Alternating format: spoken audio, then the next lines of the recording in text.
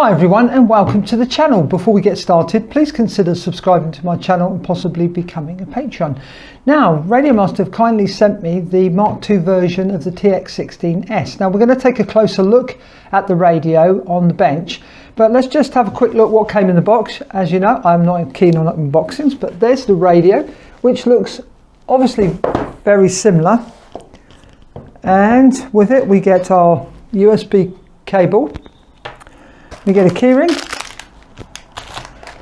we get a screen protector, and also some different style of grips for the back that go here and here. So I would probably stick to those, and then in the protective box there are some springs, and there's the box that you can store your radio in. We also get, of course, everyone loves stickers, and we get stickers, and we get the user manual. Okay, let's put all that aside.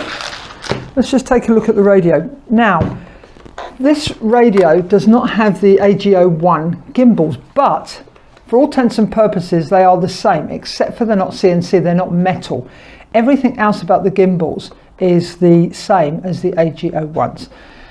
So they feel good, and we can also, but we're going to go through this when I look at the radio closer. We can adjust the radio because this radio is in the wrong mode for me. This is in mode 2. I need it in mode 1. So I'll video me adjusting that.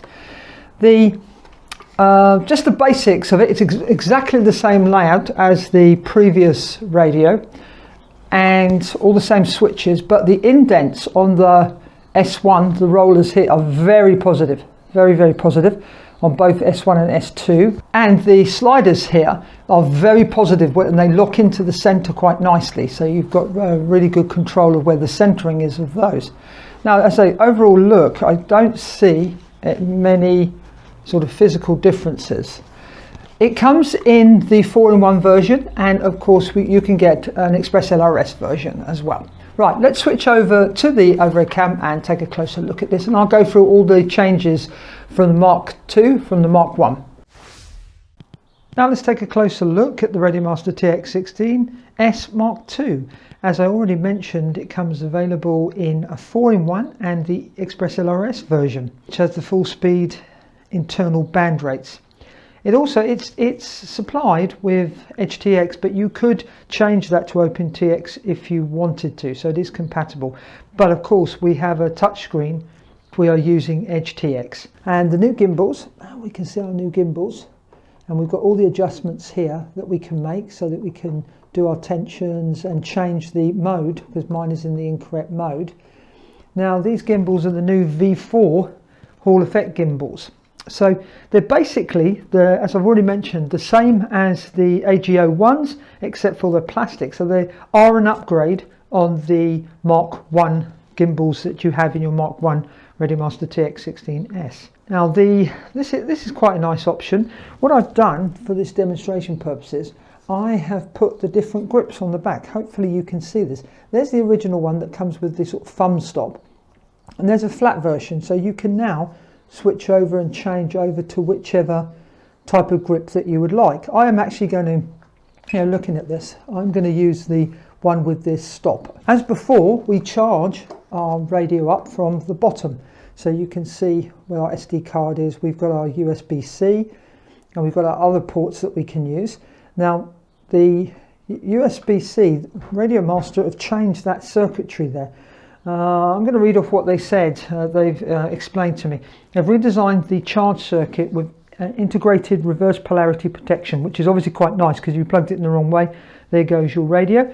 And it's optimized charge IC now allows up to 2.2 amps of charge current. So you would charge your radio up a lot quicker. I don't think that, with the first version, I just used to leave mine on all day and charge it up. But that's nice that you can actually charge this up a lot quicker. Now, they've also stated that the optimized power supply circuit minimizing rip voltage and improves gimbal stability. Well, that's nice. And it has built-in dual speakers. So if I remember right, there is one under here, under one of the grips, and there is one up here. You can see that there.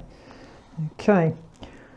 Now, so as I said earlier, on the front it's very similar, but these sliders, the sliders and these wheels are so positive. Obviously I can't explain that to you via a video, but they are very positive. That's an incredible improvement on those switches, and I don't think I've touched a radio that the sliders have that much indent. I mean, you can wiggle there and nothing seems to happen. That's obviously on both sides of them, on both sides of the radio. And of course with Edge TX we now have the touch screen. So we tap here, you can see we can tap our screen, and let's return, tap again, and we can select a model, and then we can select the model that we want, and oops a daisy, and there you go. There we go. Oops. So that's quite nice. Obviously if you wanted to convert this back to OpenTX you wouldn't have that facility. Now let's have a look at underneath here. Okay, we have here a jack it's a 3.5mm jack for listening to, we can put headphones into. There is a port here which I can't, there's a cover there so you can get to the coin battery. So I assume, I mean, if you had one of these mechanic magnets, you could probably get that out and swap it over without having to actually take the radio apart. But I'm not sure about that, but there's definitely a port to it. As I've already said, we've got the different type of grips. I've changed them over so that you can see them. We've obviously, let me just turn this radio off. Okay, and we've got the JR bay, so we can put our crossbar unit in there. Let me see. And you can see that there. So that's the standard. Oops, put that upside, I'll change that in a minute. And then we've got improved battery door, which is very positively links in. Now it comes with a battery holder so that you can put your 18650 batteries in, or you can buy the battery that you can get from RadioMaster, which I use in my Mark I version. So this is quite a nice tight fit now. Now RadioMaster have retooled the faceplate with improved fit and finish, and I've actually, as I already said, I've moved, I'm over in the UK at the moment, so I can't compare it to my old radio which I had to leave in South Africa, but it does look, I mean, it really does have like a premium feel to it, and I really do like these gimbals. But that's the details I'm going to go into, the actual changes they've made, because you know it's still the TX16s. And what I'm going to say is that I normally do a full tutorial videos for the radios, but as this is still the TX16s and it's just the Mark II, I'm not actually going to do a full list of tutorials. If you would like to learn how to use this radio, just go and look at my playlist for the TX16s, the RadioMaster TX16s, and that will help you really almost set up anything you want to on your radio. Now let's take a look at adjusting the gimbals. As I said earlier, I needed to change my gimbals over so that I was flying in mode 1. Now what we need to do is, if we look at this screw, adjust the up and down spring tension, this one here. Then if we want to center or change the mode of our radio, we need to use number 4. Now screw number 4, you would need to go clockwise to the lowest level and then it will not center. So when I got my radio, this was the throttle was on this side, so I had to change this over. And if we want to match this up to the other gimbal, we would then number 3, which we would use for this one here, we would use to the up and down spring tension to adjust that. And number 4 up here is the one we would use to change the mode. So clockwise lowest level will not center. So you either have to undo or do up these screws to make your adjustments. Now let's switch over to the view at the back of the radio. Now we would have to change here and here. We would have to, you can put a screwdriver through to here, a crosshead screwdriver, so that you can adjust the friction of your throttle. You would obviously have, depending on which mode you were in, and you can reach through and reach the screws. You can also obviously change this to be a ratchet if you're an aeroplane flyer.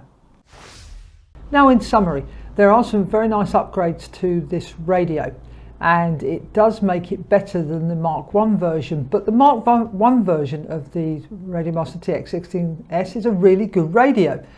So with that in mind, I'm going to say that if you already own the Mark I, is it worth changing over to the Mark II? Well, if you like to have the best of the best, then I'll say yes, because these upgrades are nice, especially the indents on your switches. They're very positive. If you use those a lot, then that might be a factor. The gimbals are better than the Mark I gimbals. But I don't want to. When I first reviewed the Mark I version, I said what a good radio it was, and it still is. So obviously, if you're coming new into our hobby, and you're obviously going to get the Mark II version, so you're going to get the better radio. So, okay, I always say in my videos, or my reviews of products, would I buy it with my own money? Yeah, absolutely, I would. It's a good radio. Obviously, I don't know its longevity, but if we go on my Mark I version, which I've been using for a long, long time, it's going well and works fine. So, yes, I would purchase this radio with my own money. And I just want to thank RadioMaster for sending it to me for review. If you found this video useful, please give it a thumbs up. And if you didn't, give it a thumbs down. And if you have any comments or questions, please leave them in the comment section below, because I'd love to hear from you. Thanks for watching. Happy flying. Bye for now.